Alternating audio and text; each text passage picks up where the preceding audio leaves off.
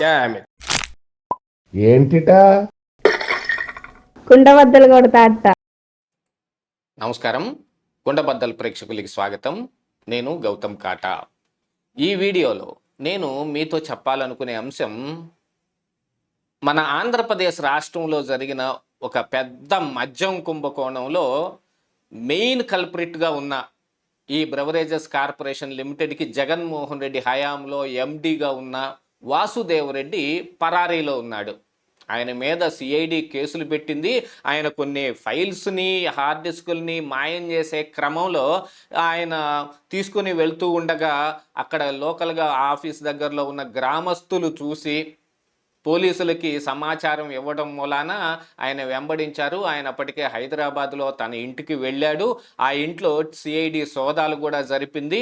ఆయన తీసుకెళ్లిన ఫైల్స్ కానీ హార్డ్ డిస్కులు కానీ అక్కడ విత్ ఎవిడెన్స్ మొత్తం దొరికిపోయాయి. అప్పటికే వాసుదేవరెడ్డి పరారీలో ఉన్నాడు. ఈ వాసుదేవరెడ్డి మీద కేసు పెట్టినప్పుడు ఆయన హైకోర్టుకు కూడా వెళ్ళాడు, నాకు ముందస్తు బెయిల్ ఇవ్వండి అని. కాకపోతే హైకోర్టు ముందస్తు బెయిల్ని మంజూరు చేయలేదు. కాబట్టి ఈ కార్యక్రమం ఏదో ఒకటి చేశాడు. ఈ సిఐడి కూడా ఆయన వెంబడించి మరి ఆయన ఇంట్లోనే స్వయంగా ఈ ఫైల్స్ని, హార్డ్ డిస్కుల్ని పట్టుకోవటం జరిగింది. ఆఫీసులో ఉంటే వెతకటం సిఐడికి కొంత పని ఉండేదేమో. ఆ పని మొత్తాన్ని తప్పించేసి ఏ ఫైల్స్లో ఆయన తాలూకు ఈ కుంభకోణం మొత్తం నిక్షిప్తమై ఉందో, ఏ హార్డ్ డిస్కుల్లో ఉందో వాటన్నిటిని పిక్ చేసి ఏరి మరి సిఐడి చేతుల్లో పెట్టినట్టుగా అయింది వాసుదేవరెడ్డికి. కానీ అంత సునాయాసంగా వాసుదేవరెడ్డి ఎలా తప్పించుకుంటున్నాడు? ఆయనకి ఎవరైనా హెల్ప్ చేస్తూ ఉన్నారా అనే అనుమానాలు ఇప్పుడు ప్రబలంగా వస్తూ ఉన్నాయి. గనుల శాఖలో వెంకటరెడ్డి కానీ, ఈ బ్రెవరేజెస్ కార్పొరేషన్లో ఉన్న ఎండి అయిన ఈ వాసుదేవరెడ్డి కానీ అంత సునాయాసంగా అబ్స్కాండ్ ఎలా అయిపోతారు? అసలు వాళ్ళు విదేశాలు వెళ్ళిపోయారేమో అనే అనుమానాలు కూడా కొంతమంది వ్యక్తం చేస్తూ ఉన్నారు. కాకపోతే వాళ్ళు చానాళ్లుగా ఈ బాధ్యతల్లో ఉన్నారు కాబట్టి వాళ్ళ పాస్పోర్ట్ కూడా మామూలు మనలాంటి పాస్పోర్ట్ కాదు. ఈ గవర్నమెంట్ ఆఫీసర్లకి వేరే రకమైన ఈ అప్లికేషను, దాంట్లో పొందుపరిచే సమాచారం అంతా ఉంటుంది. ఆ పాస్పోర్ట్ నెంబర్కి ఈ ఆఫీసర్లు, వీళ్ళు గవర్నమెంట్ ఉద్యోగస్తులు అనేది నోట్ అయి ఉంటుంది. వీళ్ళు గనక ఎక్కడికైనా వెళ్ళాలి అని అంటే ఖచ్చితంగా గవర్నమెంట్ పర్మిషన్ కావాలి. గవర్నమెంట్ పర్మిషన్ లేకుండా వాళ్ళకి ఎక్కడికి వీసా వచ్చే ఆస్కారమే లేదు. అంటే వాసుదేవరెడ్డి కానీ వెంకటరెడ్డి కానీ విదేశాలకేం పారిపోలేదు.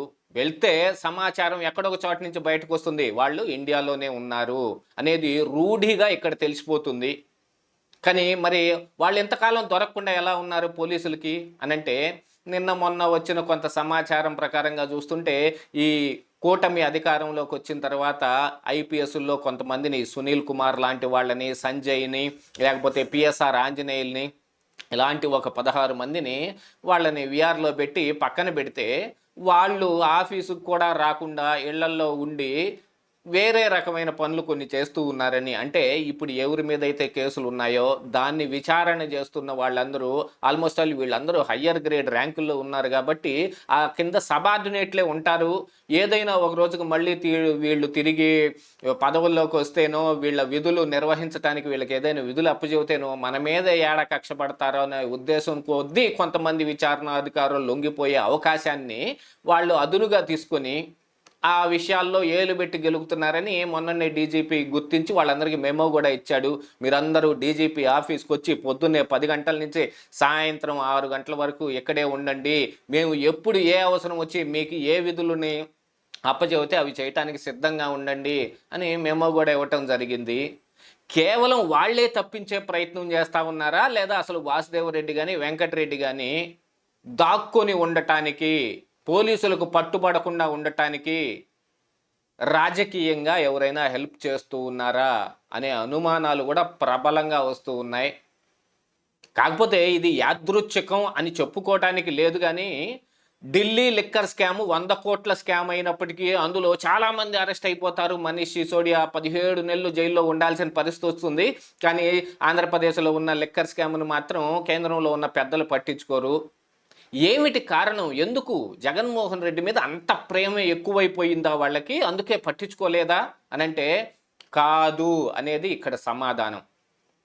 మన ఆంధ్రప్రదేశ్ రాష్ట్రంలో ఉన్న వాళ్ళ తాలూకు పార్టీ నాయకులు ఎవరైతే జగన్మోహన్ రెడ్డితో మింగిలైపోయి ఉన్నారో, జగన్మోహన్ రెడ్డి కోవర్టుల్లాగా ఆ పార్టీలో పనిచేస్తున్నారో వాళ్ళకి ఇందులో వాటాలు ఉన్నాయి అనేది కొంతకాలం కిందట కొన్ని పేర్లు కూడా బయటకు వినిపించాయి.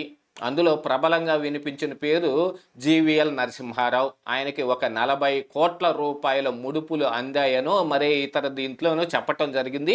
అందున ఆ పురంధరేశ్వరి కంటే ముందు ఇక్కడ బీజేపీ అధ్యక్షుడిగా ఉన్న సోము వీర్రాజు కూడా ఈ వైఎస్ఆర్ కాంగ్రెస్ పార్టీ తోటి అంటకాగిన మనిషే అనేది కూడా ప్రజలందరికీ ఓపెన్ సీక్రెట్ ఇది.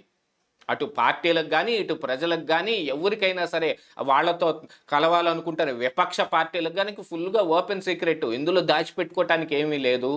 వాళ్ళందరూ ఈ జగన్మోహన్ రెడ్డి కోసం ఏమైనా చేయటానికి సిద్ధంగా ఉన్న మనుషులు కాబట్టి వాళ్ళకి కూడా ఇందులో ముడుపులు అందాయి.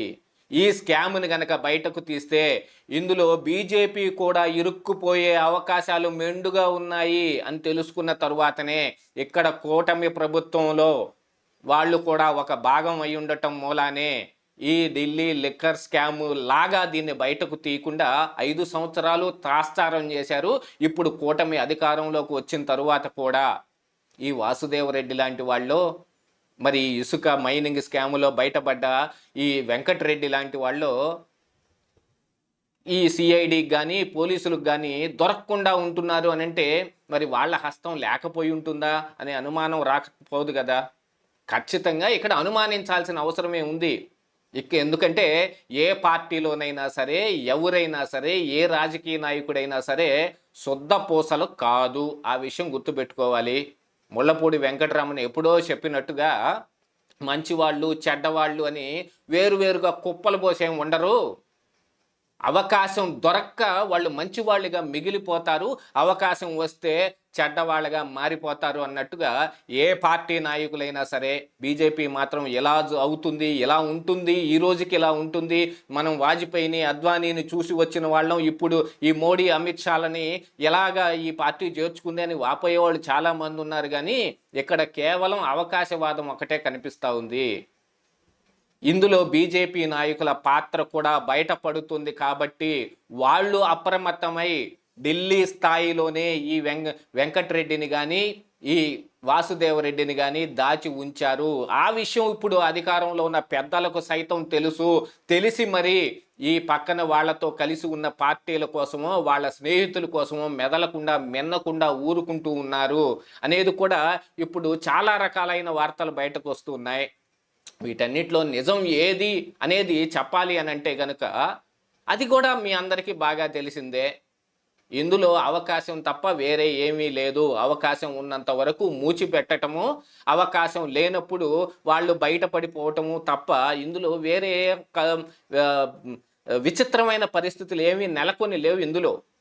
అందుకని ఈ వాసుదేవరెడ్డి కానీ ఈ వెంకటరెడ్డి కానీ దాక్కుని ఉండటంలో ప్రభుత్వంలో ఉన్న పెద్దల హస్తం కూడా ఉందనేది ప్రస్ఫుటంగా ఈ ఒక్క ఉదాహరణతోటి అర్థమైపోవటం లేదు. ఇదే ఈరోజు కుండబద్దలు.